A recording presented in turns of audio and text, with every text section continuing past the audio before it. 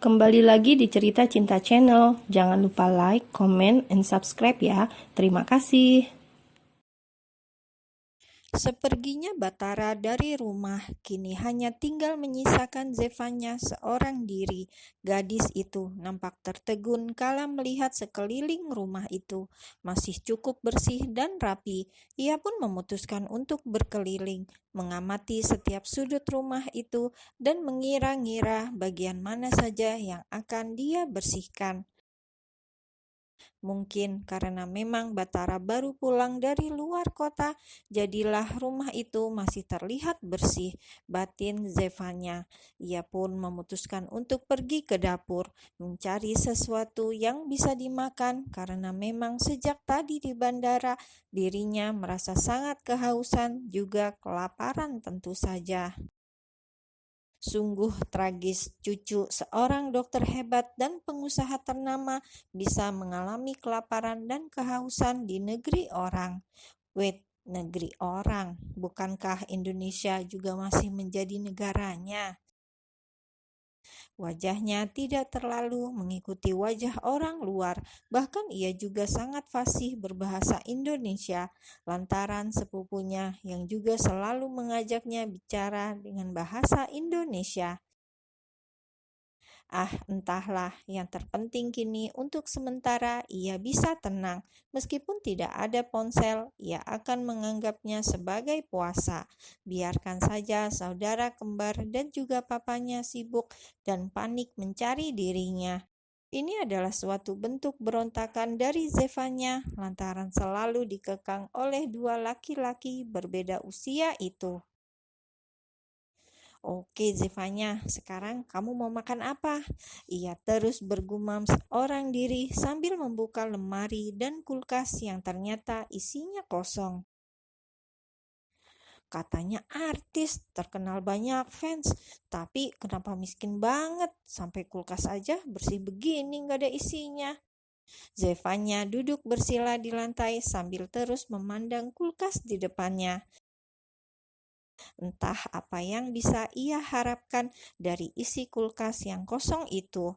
Lemari juga tidak menemukan apapun. Lantas bagaimana nasibnya kali ini? Apakah dirinya juga harus berpuasa makanan? Ia pikir ketika ia ikut Eyang Darmani dan menerima tawaran kerja itu, maka dirinya akan mendapatkan makanan. Jika seperti ini, sama saja bohong. Lebih baik tadi dirinya pergi ke kantor polisi untuk meminta bantuan. Nasi sudah menjadi bubur. Ini sudah menjadi pilihan Zevanya. Mau tak mau, dirinya harus bersabar sampai makanan datang. Makanan, Zevanya mengendus-gendus aroma sesuatu, membuat perutnya kian berdemo seolah menuntut ingin diisi. "Ngapain lo di situ?" Gadis itu langsung mendongak saat mendengar pertanyaan dari Batara. Entah sejak kapan laki-laki itu sudah kembali dari bepergian dan kini ia pulang dengan membawa sebuah makanan. Dengan cepat Zevanya bangkit dan segera menghampiri Batara. Bukan orangnya yang ia hampiri, melainkan makanan yang dibawa oleh laki-laki itu. "Bapak bawa apa?" "Batu." "Ih, jangan ketus-ketus pak, nanti cepat tua. Katanya artis loh, kok galak sih?" kata Zevanya tanpa memperhatikan wajah majikannya lagi, karena kini fokusnya hanya kepada makanan yang ia bawa. Ia segera mengambil piring dan memindahkan makanan itu ke piring. Hanya sebuah nasi goreng, namun karena perut Zevanya sangat lapar, ia merasa makanan itu begitu nikmat dan spesial. "Udah deh pak, duduk buruan, gak usah sungkan," katanya lagi sambil menyuapkan sesuap makanan itu ke dalam mulut. Beruntung Batara membeli makanan yang tidak pedas, jadi Zevanya bisa menikmati semuanya. Gadis itu begitu asik memakan nasi goreng yang dibawakan oleh Batara, mengabaikan tatapan kesal dan mematikan dari wajah laki-laki itu yang masih setia berdiri tepat di samping Zevanya sambil bersedekap tangan di dada. Nggak usah sungkan. Anjir, ini rumah gue. Ada gitu pembantu modelan kayak gini, batin Batara lalu mengusap wajahnya kasar. Tak habis pikir dengan tingkah pembantunya yang menurutnya sangat berani dan kurang ajar. Belum ada 1 bulan Zevanya bekerja di rumah Batara, namun sudah berhasil membuat tekanan darah seorang Batara Kana naik drastis. Biasanya Batara akan melakukan check up kesehatan setiap 1 bulan sekali. Namun sejak adanya Zevanya di rumah, dirinya sudah 2 kali melakukan tes kesehatan. Sungguh dahsyat memang energi yang diberikan oleh Zevanya, namun sangat disayangkan karena energi yang diberikan itu negatif, yang mana selalu menguji kesabaran Batara. Di minggu pertama, Zevanya berulah lantaran tidak bisa melakukan pekerjaannya dengan baik. Jangankan bekerja, hanya sebatas menyapu saja, Batara sendiri yang harus mempraktekkan kepada Zevanya. Begitupun dengan mengepel dan mencuci piring. Semua itu dilakukan sendiri oleh Batara di hari-hari pertama Zevanya datang, demi menjaga keamanan barang dan benda di rumah itu. Awalnya Batara merasa masa bodoh karena memang dirinya juga jarang berada di rumah.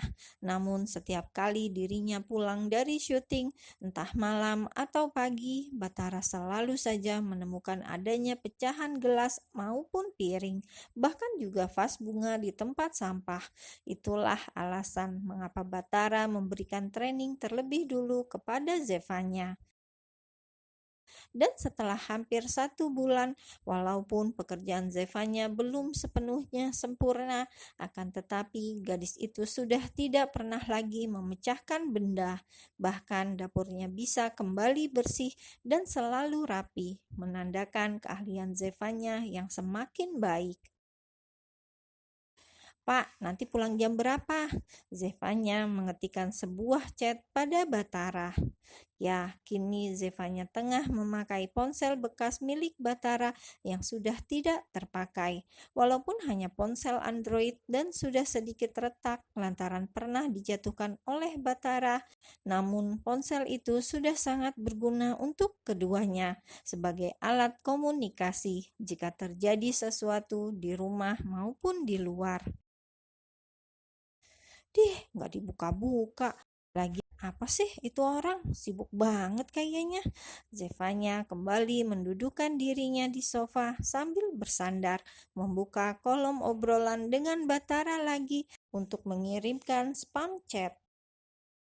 Hingga setelah lebih dari 20 spam chat yang ia kirimkan, akhirnya mendapatkan respon dari sang empunya, walau sedikit kurang menyenangkan. "Berisik banget sih. Astaga, Bapak masih hidup kan? Anjir, lo nyumpahin gue mati. Dasar manusia durhaka lo." Bukan gitu, Pak. Ya habisnya si Bapak dari tadi ditanyain diem aja nggak respon," ketik Zevanya membalas chat Batara. "Lagi di toilet," jawab Batara singkat. "Bapak pulang jam berapa sih? Ini udah malam banget loh, Pak. Sebentar lagi jam kunti." "Jam kunti," dahi Batara mengkerut kala membaca balasan pesan yang dikirimkan oleh Zevanya. "Tengah malam, Pak. Kan jam kunti itu namanya. Jamnya para kunti keliaran," tulis Zevanya. "Ayo dong, Pak. Buruan pulang. Bapak nggak kasihan apa sama anak gadis sendirian di rumah? Mana Mas Alvin nggak di rumah lagi?" Dret-dret. Hitungan detik setelah pesan itu checklist 2 dan berwarna biru, ponselnya langsung berdering lantaran Batara menghubunginya. Mungkin laki-laki itu malas mengetik, jadinya memilih untuk menelpon langsung, batin Zevanya. Tanpa membuang waktu, gadis itu pun segera menggeser tombol hijau di layarnya dan mengangkat panggilan itu. "Halo Pak, Alvin kemana?" tanya Batara to the point seperti biasa dengan suara ketus tak bersahabat. "Dih, emang dia nggak izin sama Bapak?" Bukan menjawab pertanyaan Batara, Zevanya justru malah balik bertanya, membuat Batara di seberang sana langsung menghela nafasnya berat. "Alvin kemana, El?" tanya Batara menahan rasa geramnya. "Katanya si Juni melahirkan, Pak. Jadinya dia pamit pulang. Kasian di rumah nggak ada yang ngurus katanya," jawab Zevanya pada akhirnya. "Juni melahirkan?" Lagi-lagi dahi Batara mengerut. "Itu loh Pak, si Juni, kucing Bapak yang waktu itu mau dibuang, yang dari pacar Bapak. Nah, pas dibawa ke kosan sama Alvin, ternyata dia diperkosa sama kucing tetangga Alvin. Dan jadilah sekarang dia brojolin anakan kucing. Katanya sih begitu," jelas Zevanya panjang lebar seketika membuat Batara terdiam. Entah salah dan dosa apa yang sudah ia perbuat di masa hidupnya. Mengapa ia bisa memilih karyawan yang tidak beres? Zevanya dengan segala keajaibannya membuatnya darting. Dan ini lagi, Alvin, security yang sudah bekerja dengannya bertahun-tahun, sejak kapan menjadi begitu perhatian terhadap kucing. Bahkan Batara sendiri tidak tahu kapan ia memberikan nama kucing itu Juni. Karena seingatnya, Alvin itu laki-laki tegas dan sedikit dingin. Jangankan mencarikan nama untuk kucing. Bahkan saat ibunya melahirkan sang adik saja, Alvin ditanyai perihal nama, ia tidak mau. Lantas, mengapa ini tiba-tiba ia sudah memberikan nama kucing itu Juni? Sejak kapan? Dan ide dari mana? Batin Batara.